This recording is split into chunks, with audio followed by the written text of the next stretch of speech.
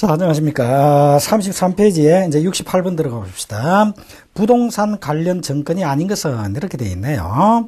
자, 부동산 관련 증권 하면은 이제 부동산과 관련되어서 발행되는 증권이에요.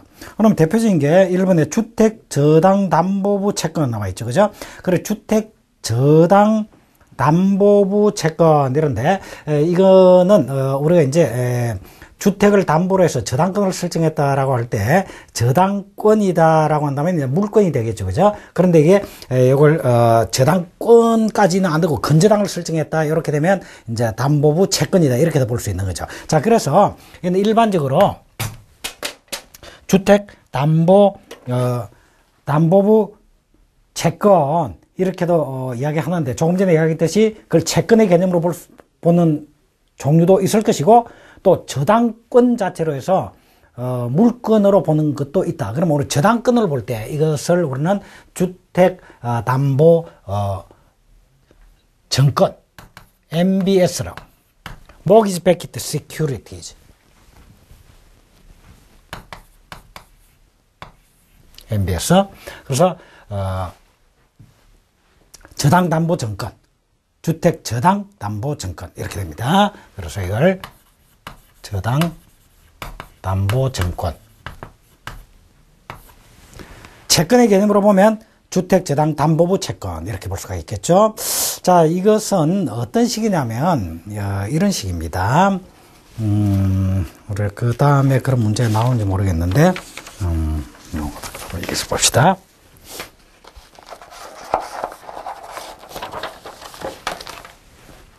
예를 들어서 여기 이제 대출 기간이 있다 이래 봅시다. 은행, 주로 은행이 되겠죠. 대출 기간. 자, 그러면 대출 기간에서 여기 많은 이제 차입자들이 있을 겁니다. 차입자 1, 차입자 2. 자, 이렇게 차입자들이 많이 있죠. 이 많은 사람들에게 대출을 해줄 때 부동산을 담보로 잡고 대출을 낸다. 자, 담보를 잡는다라고 하는 그 부동산의 저당권을 설정을 한다. 저당권을 설정하고 대출을 해줍니다. 그래서 이때 해주는 대출을 저당담보 대출이다. 이렇게도 이야기를 하죠. 그래서 저당을 잡히고 대출을 해준다. 담보 대출을 해준다. 자, 그러면 이제 이 차입자 입장에서는 저당권을 설정하고 저당담보 대출을 받으면 여기에 따라서 이제 원금과 이자, 원리금을 쭉 내게 되겠죠. 그죠? 자, 이런 식으로 운영이 될 것인데, 이렇게 되다 보면 대출 기간에서 부동산 담보 대출을 해줄 수 있는 재원이 일정한 규모로 재원이 확보되어 있고 그 이상이 조금 곤란할 때 제한을 받는단 말이야. 그러면 그 주어진 재원의 범위 내에서 차입자들에게 대출을 해주고 나면 재원이 고갈됩니다. 그럼 더 이상 대출을 해줄 수가 없겠죠. 그죠? 자, 그래서 거기에 대한 방안으로서 이 대출 기관이 가지고 있는 저당권, 이제 저당권을 많이 가지고 있죠. 이 저당권을 다른 대출 기관에 팝니다. 자, 그러면 여기도 이제 대출 기관이 있다. 이 대출 기관에 저당권을 팝니다. 그러면 저당권을 파면은 이 저당권에 대한 대금이 들어오겠죠? 이 대금 가지고 다시 빌려줍니다. 빌려주면 다시 저당권 설정됩니다. 또 저당권 팝니다. 또 대금 들어옵니다. 또 대출을 해줍니다. 자, 이런 식으로 되면 이론적으로 무한대에 가까운 대출을 해줄 수가 있다. 그래서 부동산 금융이 굉장히 활성화될 수 있다. 이렇게 이제 볼 수 있는 거죠. 그죠? 자, 그러면 이 대출 기간은 그러면 저당권을 많이 가지게 되죠. 이 저당권을, 자기가 가지고 있는 저당권을, 내 저당권이 이렇게 많이 있어. 그러니까 이 저당권 내가 많이 있으니까, 이걸 보고 내가 발행하는 정권을 좀 사주시오. 그러면 이 정권을 구입하는 자가 투자자입니다. 일반 투자자 또는 기관 투자자가 있겠죠. 그러면 여기에다가 정권 많이 있으니까 정권을 담보로 한 저당권이 많이 있으니까 저당권을 담보로 한 정권을 발행한다. 이걸 MBS라고 그래요. Mortgage Backed Security. 저당 담보 증권이야. 이걸 발행을 하면 투자자가 이것을 자기들 볼 때 수익성이 괜찮다라고 한다면 구입을 하겠죠. 이게 투자를 하는 겁니다. 그러면 여기에 대해서 대금이 또 납부되게 되고. 자, 이런 식으로 움직이는 것이 저당담보증권인데, 이때 대출기간이 두 개 있기 때문에 이걸 구분하기 위해서 이쪽을 1차 대출기간이라고 하고 이쪽을 2차 대출기간이라고 합니다. 그리고 이 시장을 이렇게 나눠서 이쪽을 1차 저당시장, 이건 2차 저당시장 이렇게도 이야기를 하고요. 그리고 우리나라에서 이런 2차 대출 기관의 역할을 하고 있는 기관이 우리나라의 경우는 한국주택금융공사입니다.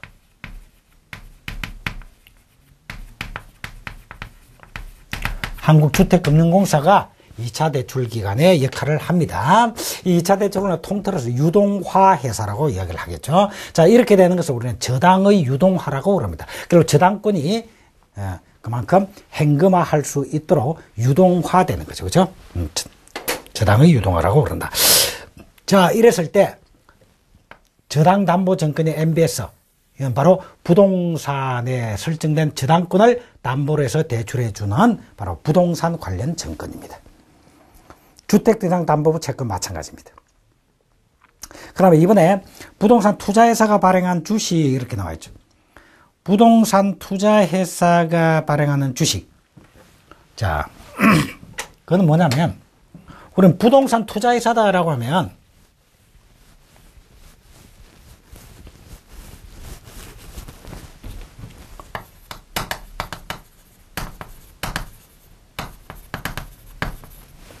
부동산 투자회사다라고 하면 리츠라고 이야기해줘. 투자신탁. 자, 투자신탁회사, 투자회사가 있다. 그럼 많은 투자자, 많은 소액 투자자들로부터 자금을 모읍니다. 자, 자금을 모으면 이 리츠가 소액 투자자에게 자금이 들어온 대신에 거기에 대해서 리츠의 주식을 줍니다. 그리고 이제 리츠가 자금이 많이 조성됐죠? 조성됐으면 이것을 가지고 부동산에 투자를 합니다. 간접적으로 투자하는 거죠. 투자자 입장에서는 간접적으로 투자하는 거죠. 투자를 하는데 부동산을 개발한다라든지, 부동산을 매입한다라든지, 부동산을 임대한다라든지, 또 아까 전에 본 MBS에 투자한다라든지, 자, 이런 등등으로 투자를 해서 요걸부터 수익이 발생되면 이 수익을 실적 배당해준다. 자, 이런 행태로 움직이는 것이 부동산 투자 신탁입니다. 자, 그러면 이런 부동산 투자 신탁의 부동산 투자회사가 발행하는 주식, 요 주식, 이거는 어디까지나 이 부동산 투자회사의 자금을 모으는 것과 관련돼서 발행하는 증권으로서 이것도 부동산 관련 증권입니다. 그 다음에 4번에 부동산 관련 자산이 유동화 자산 가격의 70% 이상인 유동화 증권, 이 유동화 증권도 마찬가지로 부동산 관련 자산이 유동화 자산 가액의 70% 이상인 유동화 증권, 자산 유동화를 하는 겁니다. 자산 유동화 증권, 이것도 역시 마찬가지로 부동산 관련 증권입니다. 자, 그러면 3번에 나와 있는 사회 기반시설 투용자 회사가 발행하는 증권은 사회 기반시설 투용자 회사가 발행하는 주식, 이것은 부동산 관련된 주식은 아닙니다. 이거는. 그래서 3번이 정답입니다. 이때는. 자, 그 다음에 69번 문제 한번 봅시다.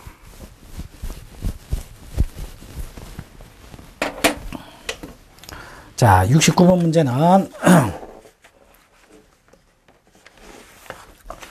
특별자산펀드 및 혼합자산펀드에 대한 설명 중 틀린 것은 이렇게 나와 있네요. 자, 이거는 우리 이제 특별자산펀드와 혼합자산펀드인데 증권펀드가 있고, 그지? 그 다음에 부동산펀드가 있고, 특별자산펀드가 있고, 그 다음에 혼합자산펀드가 있고. 자, 그러면 MMF가 있고, 그게 우리가 지난번에 한번 정리를 했죠. 그 몇 페이지에 있냐면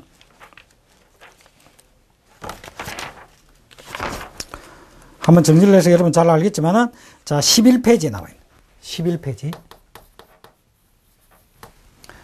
11페이지 맨 밑에 박스를 보니까 증권 펀드가 있고, 부동산 펀드가 있고, 특별자산 펀드가 있고, MMF가 있고, 그 다음에 혼합자산 펀드가 있단 말이야. 그러면 여기에서 투자할 수 있는 내용은 증권, 파생상품, 자, 증권, 부동산, 파생상품, 그 다음에 특별자산. 특별자산이다라고 하면은 무슨 뭐 그림이라든지 와인이라든지 예술품 이런 것들이 특별자산에 해당이 됩니다. 자, 그러면 증권 펀드, 부동산 펀드, 특별자산 펀드, 혼합자산 펀드, MMF. 자, 투자가 가능한 자산들은 뭔가라고 보면 MMF는 정권에만 투자 가능하고 나머지는 투자가 불가능하지만 나머지들은 전부 다 투자 가능합니다.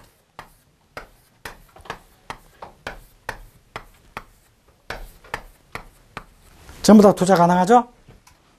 자, 그러면 증권 펀드는 뭐냐? 정권에 투자할 수도 있고 부동산에 투자할 수도 있고 파생상품에 투자할 수도 있고 특별자산에 투자할 수 있는데 단지 정권에 대한 투자가 전체 총 펀드 자산의 50%를 초과하고 있더라. 50%를 초과하고 있더라. 집합투자 자산의 50%를 초과하고 있더라. 나머지 49% 가지고 요런 데 투자하고 있더라. 이러면 이 증권 펀드라고 그래요. 그럼 부동산 펀드는 펀드 전체 자산 중에서 부동산의 50%를 초과하여 투자하고 있는, 부동산의 50%를 초과하여 투자하고 있는 이런 펀드다. 특별자산 펀드는 특별자산의 50%를 초과하여 투자하고 있는. 자, 그런데 혼합펀드는 어느 한쪽에 50% 이상이 없어. 이렇게 보시면 돼. 그런데 MMF는 전부 다 100% 전부 다 정권에 오로지 투자하는 것이다. 그죠? 이렇게 볼 수가 있죠. 자, 그럼 33페이지 69번 문제 한번 봅시다. 1번. 집합투자증권의 59%를 초과하여 와인, 예술품에 투자하는 펀드는 이랬네. 그러니까 와인이다, 예술품이다, 이게 특별자산이지. 특별자산의 59%를 투자하고 있대. 50%를 초과하지. 50%를 초과해 투자하고 있으니까 이건 바로 특별자산 펀드에 해당된다. 그래 1번 맞는 말이죠. 그 다음에 2번. 혼합자산 펀드는 투자 대상을 확정하지 아니하고 가치가 있는 모든 자산에 투자할 수 있는 펀드이다. 맞죠? 그지? 그 다음에 3번. 혼합자산 펀드는 환매 금지행 펀드로 설립해야 한다라고 되어 있는데 혼합자산 펀드는 반드시 폐쇄행으로만 설립이 가능합니다. 반드시 폐쇄행으로만 설립이 가능합니다. 그럼 4번에 혼합자산 펀드는 다른 종류의 펀드에 비하여 손실 발생 가능성이 매우 낮다라고 했는데 오히려 혼합자산 펀드의 경우에는 예술품이라든지 혼합자산 펀드라고 하는 것은 오히려 여러 곳에 많이 분산해서 투자를 하기 때문에 이익도 많이 볼 수 있지만 경우에 따라 투자 손실도 상당히 많이 나올 수가 있는 게 혼합자산 펀드입니다. 그래서 여기서 이제 4번이 정답인데, 자, 34페이지 해설을 한번 봅시다. 1번에 혼합자산 펀드는 보다 많은 투자 기회를 찾아서 투자하고 그 수익을 향유할 수 있다. 그죠? 그러나 그로 인한 투자 손실의 가능성도 크다. 이런 얘기. 역시 수익을 많이 기대할 수 있는 곳일수록 위험도 큽니다. 위험도 큽니다.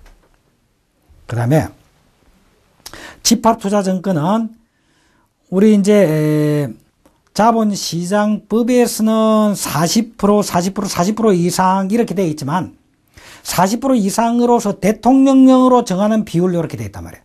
40% 이상으로 대통령령으로 정하는 비율 되는데 현재 대통령령은 40% 이상으로서 대통령령으로 정하는 대통령은 어떻게 되냐 50% 초과 이렇게 정하고 있는 거야. 그래서 우리가 공부할 때 50% 초과를 바로 이야기하는 거고 법상으로는 40% 이상으로 대통령으로 정하는 비율을 초과하여, 그러니까 50%를 초과 이렇게 됩니다. 부동산 펀드 마찬가지, 특별자산 펀드, 혼합자산 펀드, 그리고 단기금융 펀드가 MMF입니다.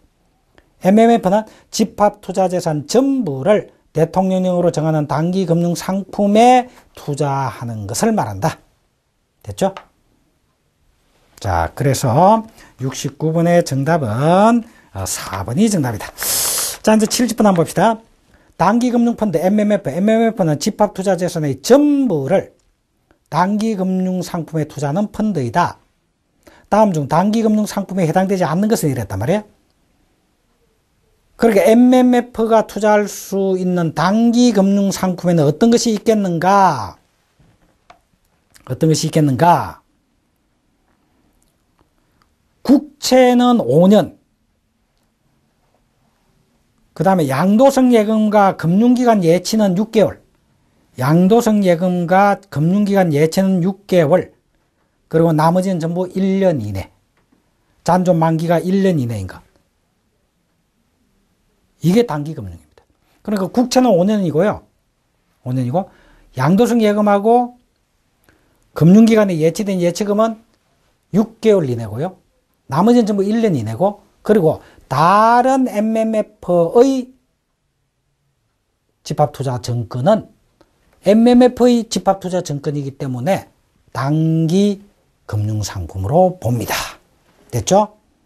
자, 그래서 70번에, 자, 그러면 해당되지 않는 건 했는데, 양도성 예금 6개월 이내 맞죠? 국채는 몇 년이라고? 5년이라고 그랬죠. 그럼 7년인 국채는 단기 금융상품이 아닙니다. 그리고 2번이 정답. 그 다음에 나머지 1년 했으니까 지방채 1년 됐고요. 다른 MMF의 집합투자증권은 단기 금융상품으로 본다라고 그랬죠. 그래서 70번의 정답은 2번이 정답이다.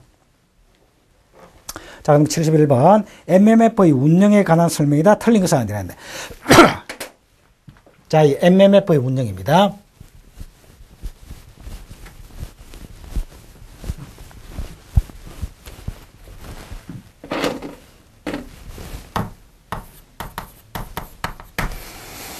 자, 35페이지에 해설을 한번 보죠.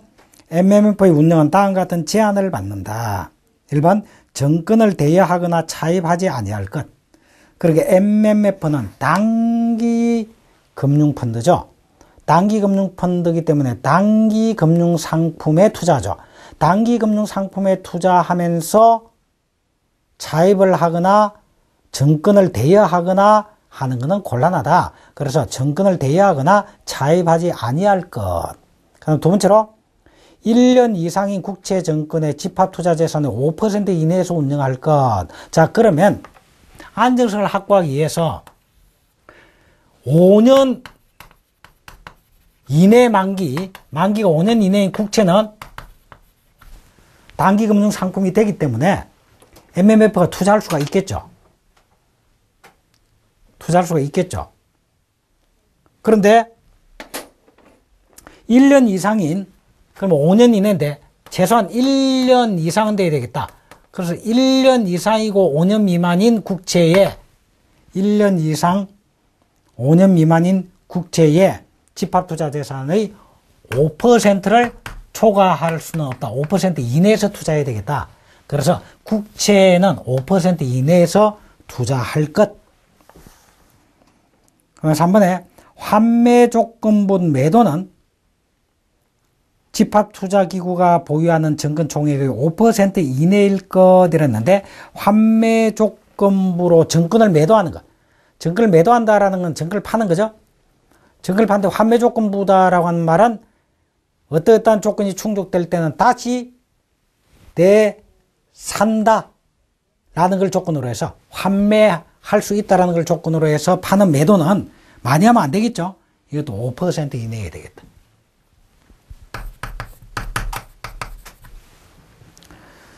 그 다음에 해당 집합투자증권 투자재산의 남은 만기 가중평균이 90일 이내에 되겠다. 자, 그러면 지금 단기 금융상품에 투자하는 게 MMF인데, 단기 금융상품에 해당되는 것은 아까 보니 양도성 예금증서 같은 것은 6개월 이내고, 그죠? 지방채는 1년 이내고, 그지? 국채는 5년 이내고, 그죠? 이렇게 다 다르지. 그래서 그걸 이제 보유를 딱 하고 있는데, 보유한 걸 전부 평균을 낸 잔존 만기가 90일을 넘으면 안 되겠다. 근데 평균을 내는데 가중 평균을 낸다. 다시 말하면 3개월짜리가 전체 80%를 보유하고 있고 6개월짜리를 20% 보유하고 있다라고 한다면 가중 평균을 하면 3개월이 아니고 30일이다 하면 30일 단기 금융 상품을 전체 80% 보유하고 있고 플러스 뭐 6개월이면 180일 되겠죠. 180일을 20% 보유하고 있다라고 한다면 보유하고 있다라고 한다면 만기의 평균 만기 일수를 계산하는데 가중 평균으로 구한다라고 한다면 30일짜리가 80%, 180일짜리가 20% 이렇게 반영해서 잔존 만기를 계산합니다. 이게 가중 평균입니다. 자, 이렇게 하면은 여기 24일이 될 것이고 요거는 36일이 돼서 가중 평균을 하면 60일이 되겠죠? 이게 바로 남은 만기의 가중 평균 60일 이렇게 되겠죠. 그런데 이런 가중 평균일이 90일 이내여야 된다. 90일 이내여야 된다. 그 다음 5번에 취득 시점을 기준으로 채무증권의 신용평가 등급이 상위 2등급 이내이어야 한다. 자, 그래서 증권을 취득하는 시점을 기준으로 할 때 채무증권이다라고 하는 것은 돈 빌린 데 대한 채권을 말하지. 채무증권의 신용평가 등급이 그 채무증권을 발행 기간의 신용이 있을 거란 말이야. 이 신용평가 등급이 상위 2등급 이내여야지 신용평가 등급이 낮은 그런 채무증권은 곤란하다. 그 다음에 집합투자재산의 40% 이상을 채무증권에 운영할 것. 40% 이상을 채무증권에 운영할 것. 자, 이게 MMF를 운영하는 데 있어서 여러 가지의 제한입니다. 자, 그러니까 MMF는 단기 금융 상품에 대해서 투자하기 때문에 그만큼 이런 단기라는 관점에서의 좀 제한이 많이 따르는데 간단히 보면 국채는 5% 이내에서 투자해야 되고 채무증권은 40% 이상이다라고 하니까 채무증권 쪽에 많이 투자해라 이 말이에요. 채무증권 쪽이지. 채무증권 쪽에 많이 투자하는데 이 채무증권도 취득 당시에 신용등급이 상위 2등급 이내에 된다. 그러니까 신용등급이 좋은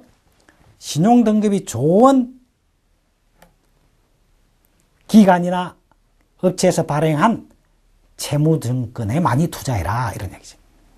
그리고 단기다라고 했지. 이 단기는 보유하고 있는 증권의 가중평균 일수가 남아있는 만기 일수가 90일 이내에 된다. 90일 이내. 자, 이 정도가 중요한 내용입니다. 자, 그러면 71번 한번 봅시다.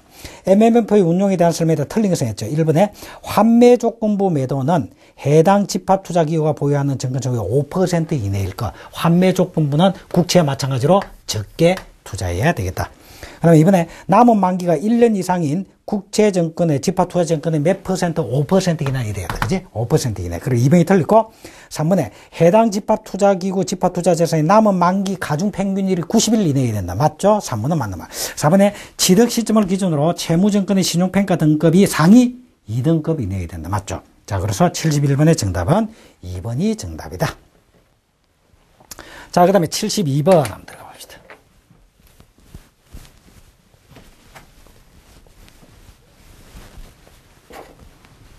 환매 금지행 펀드를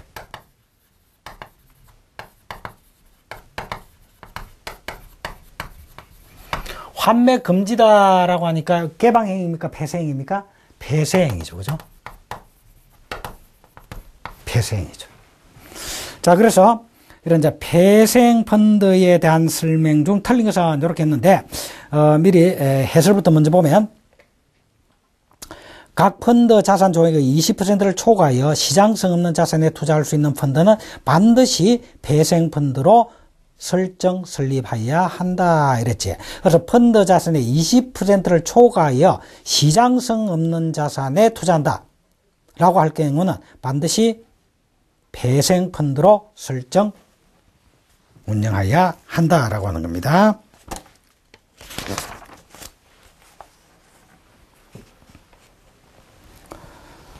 자, 이것도 우리가 이미 여기서도 중복이 나왔지만은 12페이지 23번 문제에서도 다루었습니다. 23번 문제에서 1번에 펀드 자산 총액의 20%를 초과하여 시장성 없는 자산, 시장성 없는 자산이다 라고 하면 주로 부동산이라든지 특별자산. 시장성이 없다는 말은 시장에 내놓으면 바로 거래가 이루어지기가 어렵다 이 말이지. 현금화하기가 쉽지 않다 이 말이에요. 이게 시장성 없는 자산인데 시장성 없는 자산에 투자하는 펀드는 반드시 폐쇄행위를 해야 된다. 그래서 펀드 자산 총액의 자산의 20% 이상을 시장성 없는 자산에 투자하는 경우 하는 펀드는 반드시 폐쇄해야 된다. 자, 폐쇄의 경우는 환매 요구에 응하지 않습니다. 그러니까 환매 신청이 있는데도 불구하고 환매해주지 않는단 말이지. 자, 자기 펀드 자산의 20% 이상을 시장성 없는 자산에 투자하고 있으면 환매 요청이 있을 때 자기 자산을 팔아서 자금을 마련해서 환매를 해줘야 되는데 팔라고 내놔도 잘 안 팔린단 말이야. 그게 20% 이상이야. 그럴 경우에는 환매 요청이 있어도 환매 안 해주는 펀드인 배생펀드로 반드시 해야 된다 이 말이야. 배생펀드로 반드시 해야 된다. 그 다음에 배생펀드는 35페이지 자본시장과 금융투자에 관한 법률 230조에서 1번에 보면 1항의 마지막에 존속기간을 정한 펀드에 대하여만 집합투자증권의 환매를 청구할 수 없는 집합투자기구를 설정 설립할 수 있다 이렇게 되어 있죠. 그리고 존속기간을 정한 펀드만, 다시 말하면 존속기간을 정한 펀드만, 존속기간이 정해져 있는 펀드만 폐쇄행위로 설정할 수가 있다. 그러니까 존속기간이 영구히 존속한다라고 되어 있는 경우는 폐쇄행위로 설립할 수가 없습니다. 그래서 폐쇄행위로 설립할 수 있는 경우는 존속기간이 정해져 있는 이런 펀드의 경우에만 가능하다. 그 다음에 3항에 보면 환매 금지행 집합투자기구의 집합투자 정권을 최초로 발행한 날로부터 90일 이내에 정권시장에 상장해야 된다. 자, 그래서 발행일로부터 90일 이내에 상장해야만 한다. 상장해야만 한다.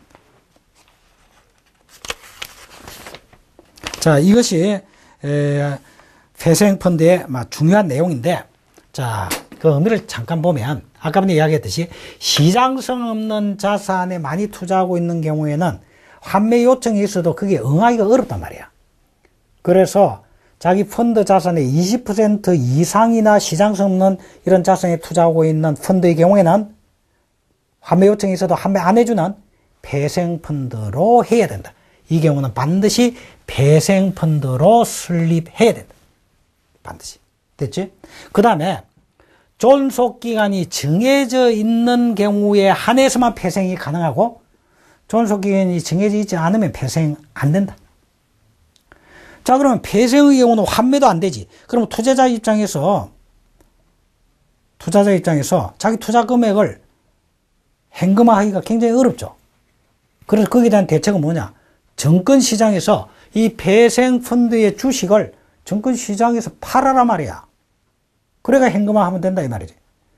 그럼 팔라고 하면은 이 펀드 회사의 주식이 증권시장에서 거래돼야 되겠지. 그게 뭐예요? 상장이에요, 상장. 그래서 90일 이내에 반드시 상장해야만 된다. 이렇게 규정하고 있는 겁니다. 자, 그리고 71번 한번 보면 틀린 것은 있는데 1번에 환매 조건부 매도는 해당 집합 투자기가 보유하고 있는 증권, 이거 됐고 72번 문제죠. 72번. 틀린 것은 1번. 환매 금쟁 펀드는 존속 기간을 정한 펀드에 대해서만 가능하다. 맞죠? 2번. 정권을 최초로 발행한 날로부터 90일 이내에 상장하여야 한다. 맞죠? 3번에 부동산 펀드, 특별자산 펀드, 혼합자산 펀드는 회생펀드로 설립하여야 한다. 이렇게 되어 있는데, 자, 우리 법상으로는 자산의 20% 이상을 시장성 없는 자산에 투자하는 펀드인데, 자, 시장성 없는 자산에 어떤 것들이 있겠는가? 부동산. 시장성이 없습니다. 팔라고 내놔도 잘 안 팔린단 말이에요. 그 다음에 특별자산. 시장성이 없다라고 그랬죠? 예술품 같은 거. 그러면 부동산 펀드는 부동산의 50%를 초과하여 투자하는 것이고 특별자산의 50%를 초과하여 투자하는 게 특별자산 펀드란 말이야. 그러면 이건 다 자산의 20%가 초과되고 있는 거지. 20% 초과되고 있는 걸 시장성 없는 자산에 투자하고 있네. 그래 부동산 펀드와 특별자산 펀드는 반드시 폐쇄행으로 설립해야 한다. 알겠죠? 자, 그런데 혼합자산 펀드도 마찬가지. 혼합자산 펀드는 여러 투자 대상에다가 투자를 하는데 여러 곳에 투자를 하기 때문에 그만큼 투자 기회를 찾아서 수익도 많이 오를 수 있겠지만은 손실도 많이 볼 수가 있고 현금화하기 어려운 시장성 없는 자산도 많이 포함될 수가 있어. 그래서 혼합자산 펀드의 경우에도 폐생펀드로 설정해야 합니다. 그러면 4번에 각 펀드 자산 종의 5%를 초과해 시장성 없는 자산에 투자할 수 있는 펀드는 반드시 펀드 5%가 아니고 몇 퍼센트? 20%를 초과해. 그지? 20% 이상이 시장성이 없는 자산에 투자할 경우에는 폐생으로 해야 된다. 20% 이상이 아니고 20%를 초과해. 20% 초과입니다. 초과. 자, 이상이 다음에 20%가 포함되지만 초과는 20%보다 조금이라도 커야 되는 거죠. 그치? 그래서 20%를 초과하여 시장성 없는 자산에 투자하는 펀드는 반드시 폐생으로 해야 됩니다. 그래서 72번의 정답은 4번이 정답이다. 이런 이야기죠. 자, 이번 시간 여기까지 하고, 자, 다음 시간 인들하도록 하겠습니다. 수고하셨습니다.